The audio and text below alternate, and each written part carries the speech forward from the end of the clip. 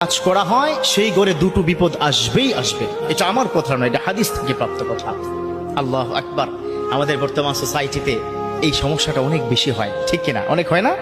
ফরজ গোসল করে না, অথচ জানে না যে ফরজ গোসল না করে